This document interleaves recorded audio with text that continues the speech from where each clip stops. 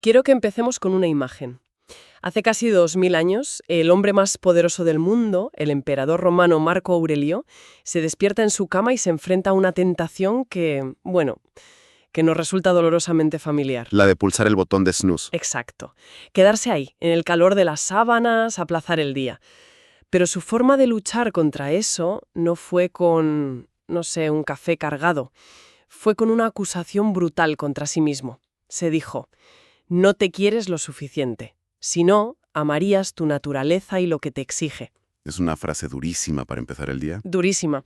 Y es justo ahí, en esa frase, donde empieza nuestra exploración de hoy, porque encierra una paradoja, una idea profundísima que va desde los estoicos hasta el liderazgo moderno. La idea de que confrontar la muerte, nuestra propia finitud, es lo que nos hace estar radicalmente más vivos. Y que aceptar que somos mortales nos libera para vivir y liderar con autenticidad.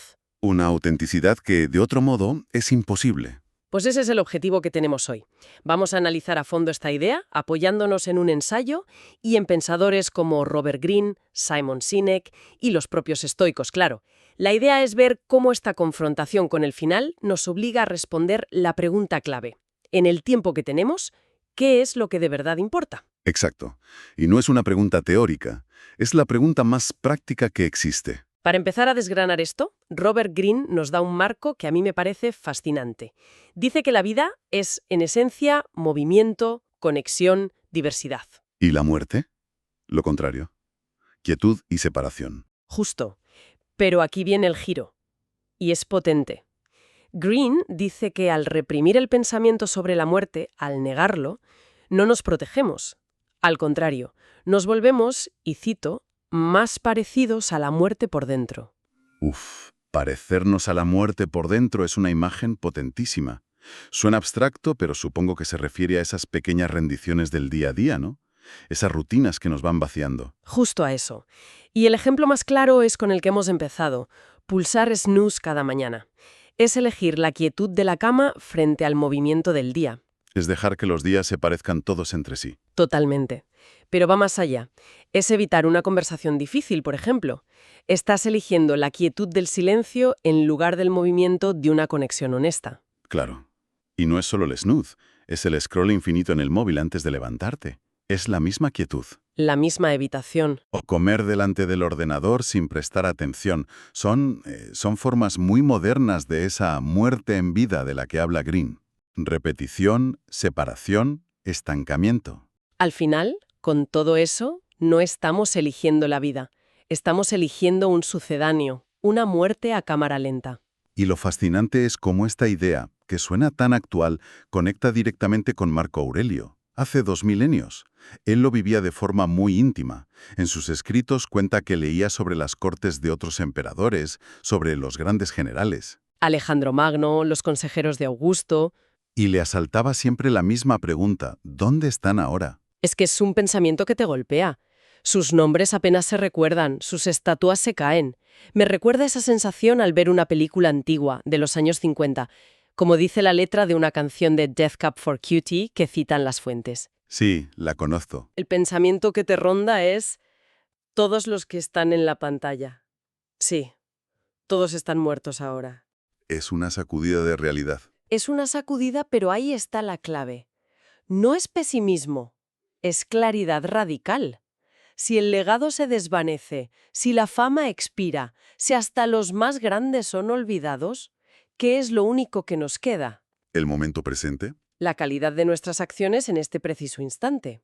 Ahora bien, alguien podría decir que el legado sí importa, que inspira a otros. Claro, es el argumento clásico. Quiero dejar un mundo mejor. Y es un deseo noble, desde luego. Pero creo que la perspectiva estoica es que esa inspiración es una consecuencia, no el objetivo. Ah, qué buen matiz. Si tu objetivo es la fama póstuma, cada acción se convierte en una pose. Te vuelves performativo. En cambio, si tu objetivo es actuar bien porque es lo correcto, aquí y ahora, la inspiración puede surgir como efecto secundario. La conclusión es: sé bueno porque es bueno, no por la recompensa del recuerdo. Y esa claridad, claro, transforma por completo la idea de liderazgo. Hay una cita de Simon Sinek que me gusta mucho. Los líderes no son solo los que hacen, son los que dicen por qué y luego lo hacen. Pero, a ver, ayúdame a conectar los puntos. ¿Qué tiene que ver la mortalidad con ese porqué? Pues tiene todo que ver. El poder de ese porqué del que habla Sinek viene precisamente de la conciencia de que tu tiempo es finito. Cuando sabes que tienes un número limitado de días, no puedes permitirte malgastarlos en un liderazgo performativo Basado en el ego. o en el miedo a ser olvidado, porque ya has aceptado que probablemente lo serás. Tienes que liderar desde un lugar mucho más profundo. Desde tu naturaleza, como decía Marco Aurelio. Exactamente. Lideras desde un propósito auténtico para ti, porque es lo único que tiene sentido. Y esto me lleva a la metáfora del gigante amable que aparece en los textos. Es una imagen muy poderosa. Sí. Las personas verdaderamente fuertes, las que conocen su poder, no necesitan demostrarlo. Suelen ser tranquilas, justas. Pienso en una oficina. El líder performativo es el que habla más alto, el que se lleva el crédito, el que necesita que se vea que manda. Totalmente. Mientras que el gigante amable es el que escucha, el que hace la pregunta clave que desbloquea al equipo. Y luego reparte el mérito. Exacto. No malgasta su energía en disputas tontas. Usa su fuerza para levantar a los demás. Su poder es real, no una actuación. Y esa tranquilidad viene de no necesitar la validación externa que busca el que teme al olvido. Y esto nos devuelve a la frase del principio, esa acusación tan dura. No te quieres lo suficiente, que a primera vista es una contradicción. ¿Acaso quedarse en la cama, evitar el estrés, no es la definición moderna de autocuidado? Es la excusa perfecta, ¿verdad? He tenido un día duro, me lo merezco. La pregunta es, ¿dónde está la línea entre el autocuidado y la autotraición disfrazada de confort? Esa es la pregunta del millón. Si lo miras con la lente de la mortalidad, el significado cambia por completo. El verdadero amor propio, desde esta perspectiva, es honrar tu tiempo limitado. Es respetar tu propia existencia. Justo. Respetarla lo suficiente como para usarla con intención. Desde esa óptica, pulsar snooze no es autocuidado. Es una pequeña traición a tu potencial. Poner excusas no es ser amable contigo. Es negar el don de un nuevo día. Y aplazar tu propósito es malgastar el único recurso irreemplazable que tienes, tu vida. Es una perspectiva que te obliga a rendir cuentas contigo misma de una forma muy, muy directa y conecta con una sabiduría muy antigua que aparece en las fuentes.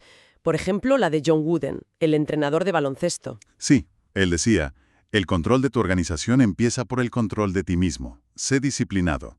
Y no se refería a un autoritarismo tonto, sino a esta misma idea. A respetar tu tiempo y tu propósito. Exacto. O como dijo Jim Rohn, de forma mucho más directa, o diriges el día o el día te dirige a ti. Incluso Confucio, hace más de 2000 años. El artesano que quiera perfeccionar su trabajo debe primero afilar sus herramientas. Y nuestras herramientas son nuestros hábitos, nuestra mentalidad, nuestra disciplina. Si no las afilamos cada día, mermamos nuestra capacidad de que nuestro tiempo aquí importe. Y es que Marco Aurelio no solo teorizaba sobre esto, tenía un método práctico para afilar sus herramientas. Aquí es donde la historia se pone muy interesante, porque resulta que las Meditaciones no fue el único libro que escribió. Había otro, un libro hoy perdido, que se llamaba Actas de antiguos griegos y romanos. Un detalle fascinante, sí. Nos da una pista de su proceso mental. Muchísimo. Era su versión de un commonplace book, un cuaderno de notas. Ahí no solo escribía sus pensamientos. Registraba anécdotas, citas, lecciones de la historia. Estudiaba a los grandes líderes, a los tiranos, a los filósofos, para aprender de sus elecciones. Y esto no era solo cosa suya. Era una parte esencial de la práctica de pensadores como Montaigne. Pero el propósito es muy profundo, no es un simple ejercicio académico. No es solo para acumular datos. No, es una preparación para las decisiones que la vida te pone delante cada día. Como una especie de simulador de vuelo para la toma de decisiones. Es una analogía perfecta. Al estudiar a quienes vinieron antes, te conectas con la experiencia humana compartida. ¿Ves que se enfrentaron a los mismos dilemas que tú? La tentación de la comodidad, la elección entre ser auténtico o actuar. El miedo, la ambición, todo. Ellos tomaron sus decisiones, afrontaron las consecuencias y luego murieron. Su mortalidad está completa, la nuestra está pendiente. Y para alguien como Montaigne, esto era supervivencia mental. ¿A qué te refieres? Vivía en una Francia del siglo XVI rota por guerras de religión, con la peste siempre acechando. El mundo era un caos. Leer y escribir sobre los clásicos no era un pasatiempo, era una forma de encontrar un ancla, de decir, la humanidad ya ha pasado por esto. Hay patrones. Es como tener un mapa de un terreno que otros ya han recorrido. Te da una guía mucho mejor que el simple impulso del momento. Exactamente. Ves los patrones.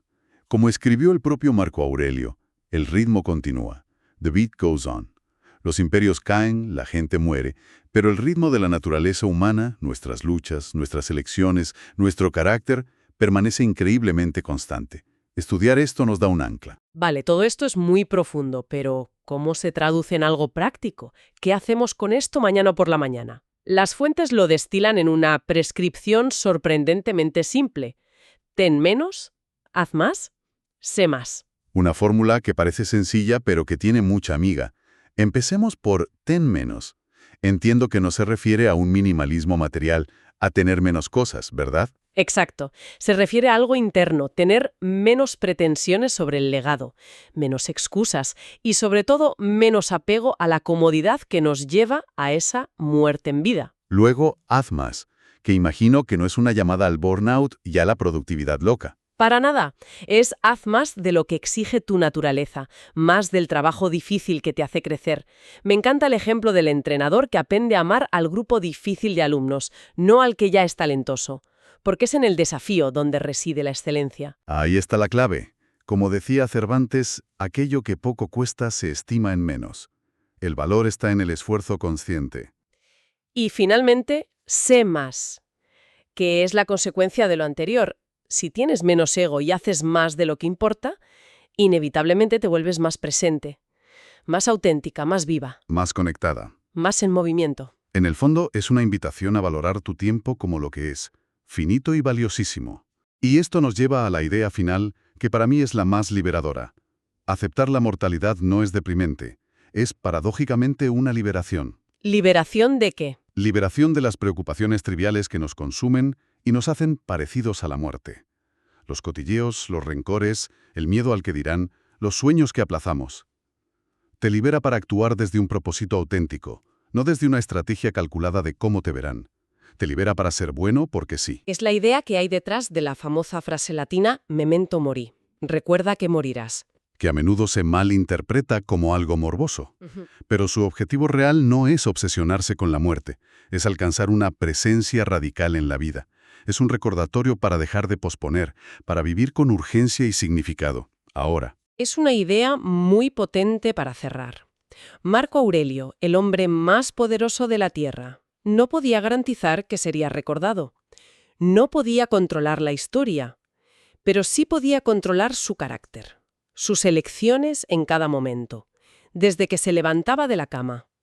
Podía controlar si cedía a la tentación o si amaba su naturaleza y lo que ésta le exigía. Y aquí viene la reflexión final que nos interpela a todos. Nosotros también podemos. Tenemos ese mismo poder sobre nuestro carácter y nuestras elecciones. La pregunta, por tanto, no es si es posible, porque lo es. La pregunta es más urgente, más ineludible. ¿Lo haremos? Nuestro breve momento dentro del ritmo incesante de la historia depende al final de esa elección.